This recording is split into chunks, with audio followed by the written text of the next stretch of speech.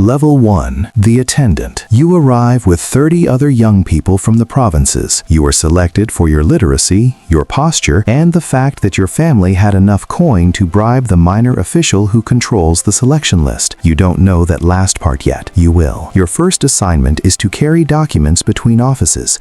You don't read them. You were told not to. You were told the content is above your station, and you believed it, and you walked the marble corridors for 6 weeks without understanding a single thing you were transporting. The palace is enormous in a way that takes time to understand. It is not one building. It is 30 buildings pretending to be one, connected by covered walkways and underground passages, and servant stairs that wind behind the official ones like a shadow.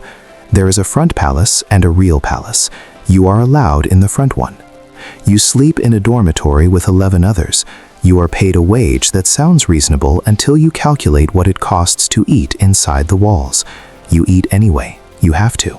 You can't leave the grounds without a signed pass, and passes take 3 days to approve. You learn the names of the people you serve.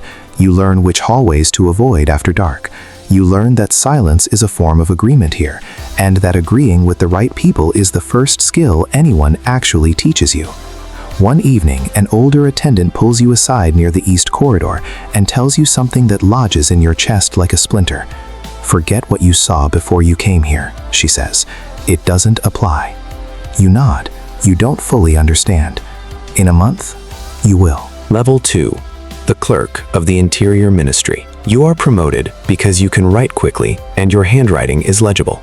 That's it. That is the entire reason. Not intelligence, not virtue, not merit in any meaningful sense. The senior clerk who preceded you developed a tremor in his right hand and became useless for the paperwork. And you were the next body in line with functioning fingers. You understand now that most advancement here works this way. Your new role puts you inside the Interior Ministry, which is the bureaucratic organ responsible for everything that happens within the palace grounds. Staffing, supply chains, room assignments, records of who entered and who left and when. You have access to documents now. Real ones. What you find inside them is not dramatic. It's mundane.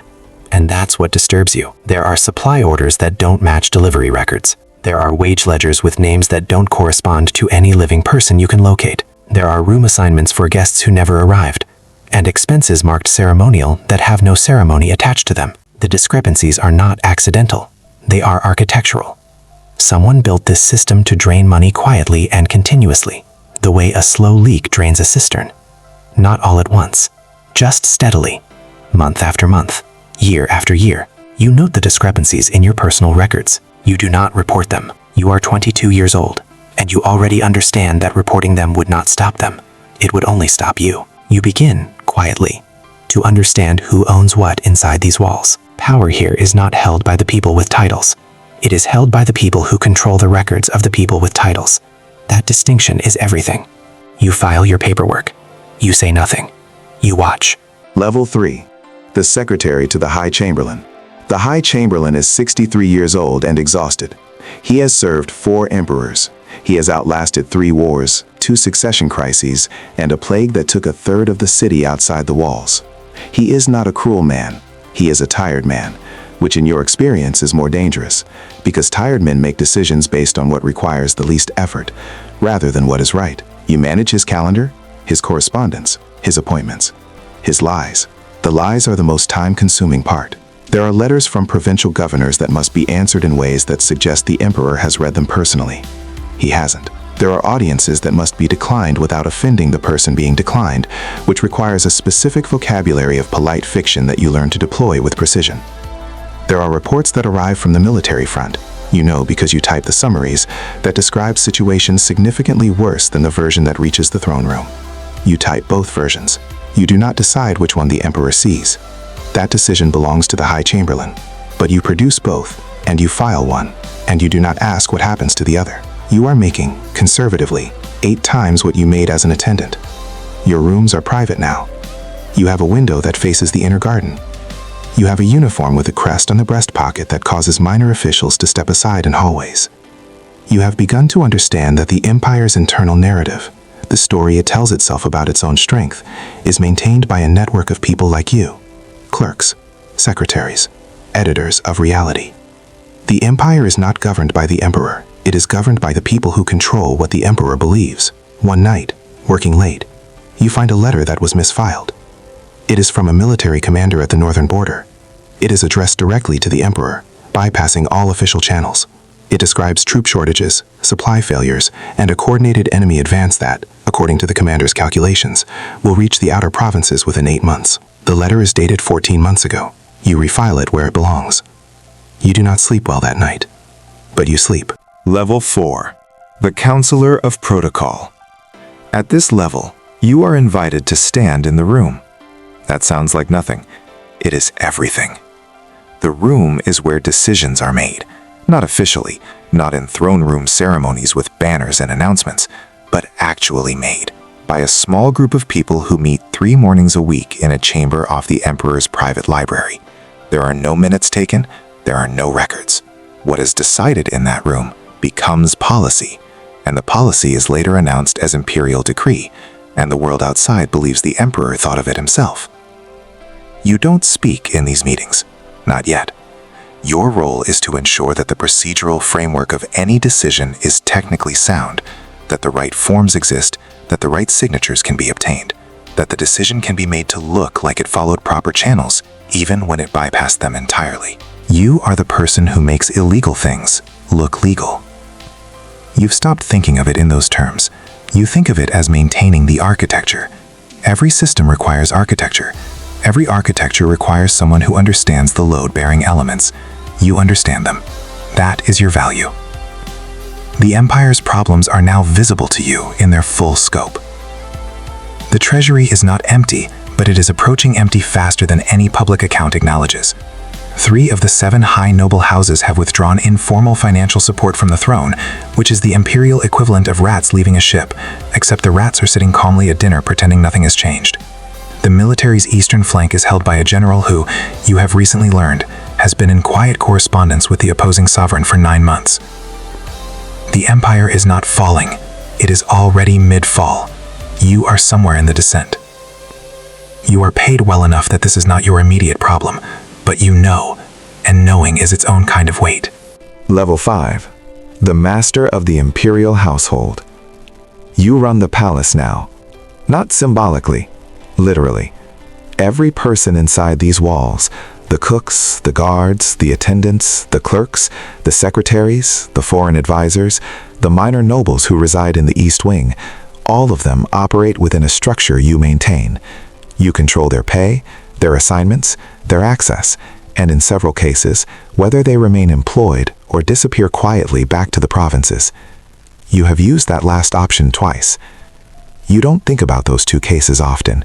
When you do, you frame them correctly. They were destabilizing elements. One was feeding information to a noble house positioning for a succession play. The other was a drunk who talked too loudly in the servants' wing about what he'd seen in the treasury records. You had them removed before they became liabilities. This is what a master of the imperial household does. You have a staff of 4 who manage your schedule. You have a private dining room. You have, for the first time, begun meeting socially with the noble houses, the ones still invested in the empire's continuation, which narrows the list considerably. What strikes you at this level is the silence of the emperor. Not literal silence. He speaks. He issues decrees. He holds audiences. But there is a specific quality of absence around him now, a kind of hollow formality, like a man going through motions he no longer believes in.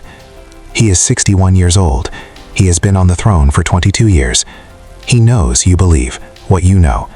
He simply has nowhere to put that knowledge. Sometimes you look at him during official proceedings and understand that the 2 of you are performing the same function, maintaining the appearance of an institution that has already failed structurally. You do it for your salary and your security. You are less certain what he does it for. Habit, perhaps, or the specific terror of being the last one. Level 6. The Emperor's First Advisor. There are 4 people in the world the Emperor speaks to honestly. You are one of them. This took 11 years. 11 years of demonstrating consistently that you will not flatter him when flattery is the easier choice, that you will not disappear information he needs to hear, that your loyalty is to his survival rather than his comfort. Most people in this environment sell comfort. You sell clarity. It is a rarer product, and he has come to depend on it the way a man in a dark room depends on the one candle that actually works. He asks you sometimes if the empire can be saved. You have given him 3 different answers over the course of 4 years, depending on what he needed and what you knew and what you thought honesty required of you in that specific moment. You are not proud of all 3 answers. The honest answer, the one you have never said directly, is not in its current form. Empires don't die in a moment.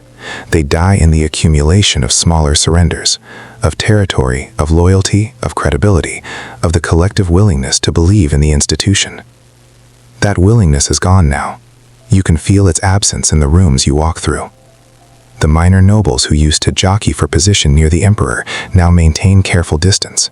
The guards are still professional, but the quality of their attention has changed. They are watching for exits the way passengers on a sinking vessel watch for lifeboats. You have arranged for your own exit. You did it quietly 8 months ago. An account in a foreign city, access through a trusted intermediary, enough to live well for a decade. You are not leaving it, but the option exists, and having the option is the only reason you can continue sitting in this chair without your hands shaking. You advise the emperor on a diplomatic overture to the neighboring sovereign, the same one his eastern general has been secretly writing to. The overture is reasonable. It might work. It concedes territory the empire effectively no longer controls anyway and asks for recognition of the throne in exchange. He approves it. You file the paperwork. You don't know if it matters, but you do it. Level 7. The Last Regent. The emperor dies on a Tuesday in early spring. Not dramatically. He develops a fever. The fever becomes an infection. The infection kills him in 9 days, while the court maintains the fiction that he is recovering. You know he is not recovering from day 3. You begin making arrangements from day 4. There is no clear successor. This is the disaster everyone prepared for and nobody prevented. You are appointed regent by a council of the 5 remaining senior advisors, largely because the other 4 are afraid to hold the position themselves, and you are the only one in the room who doesn't visibly flinch when they say your name. The appointment takes 11 minutes. There is no ceremony. There is no crown. There is only a document with 5 signatures and the sudden understanding that everything inside these walls is now your problem. The first week is pure mechanics. You stabilize the household staff, who have heard rumors and are beginning to consider their options. You send communications to the provincial governors, carefully worded, neither panicked nor falsely confident.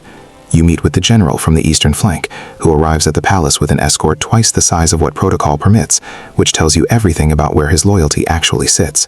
You have that conversation in a private room with no witnesses. He wants guarantees.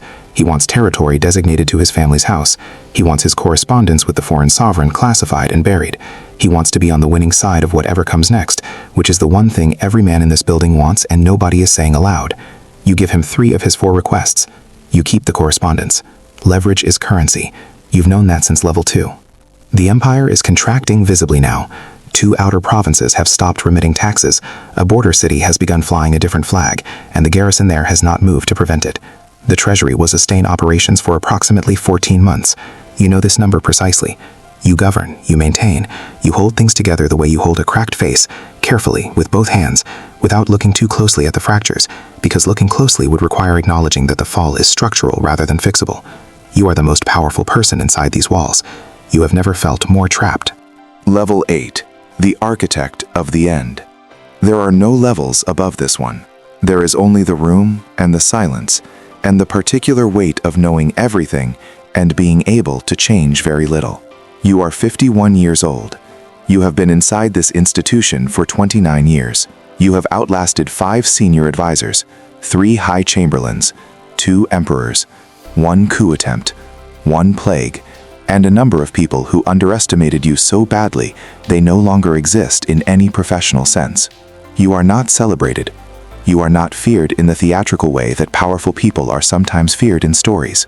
You are feared the way a closed door is feared, because nobody is certain what's on the other side, and getting it wrong is irreversible.